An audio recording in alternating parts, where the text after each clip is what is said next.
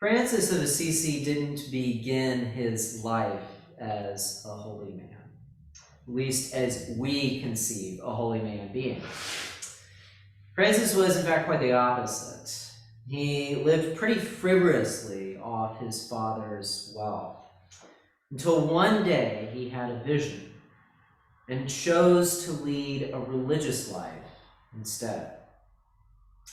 Ironically, this is what upset his father most, because Francis, instead of squandering his father's wealth, was giving it to those who were in need. So his father went to the authorities and claimed that Francis was wrongfully using his wealth.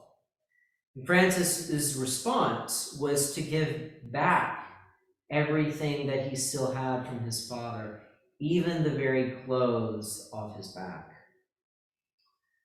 From there, Francis founded a new order of the church, one devoted to helping the poor while living in the midst of poverty.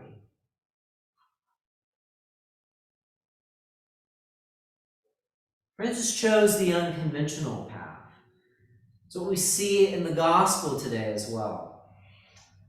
Right before the passage we read today, Jesus has pointed out that the religious leaders looked down on John the Baptist for not drinking, while Jesus's own followers, these same people are claiming, are drinking too much. They can't get their story straight, nor can they see the wisdom of John in preparing for what is to come, as well as the celebration that is appropriate with the bridegroom, as the disciples are doing with Jesus. Jesus also, in this passage before our reading, foretells the coming doom of many cities, much like we have been hearing in the prophets in our Sunday readings in the season after Pentecost, in this year C, track 1 of our lectionary. These cities, too, cannot see how their failures to live as God would have them live is leading them to their own destruction.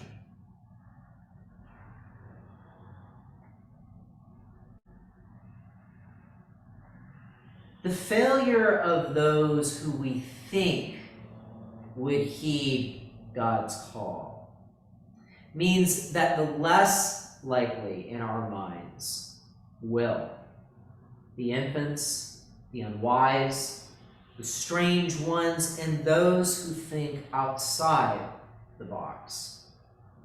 Those who seem less likely to inherit the kingdom of God are the ones that do.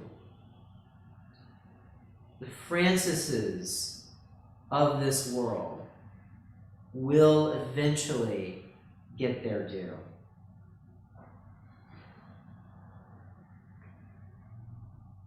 As Jesus says, all those who travail and are heavy laden will be refreshed.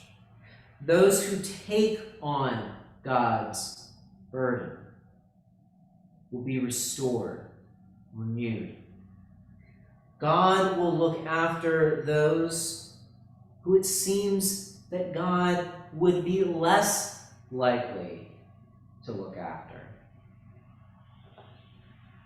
God doesn't choose the ones most expected by our standards. God often chooses the least expected.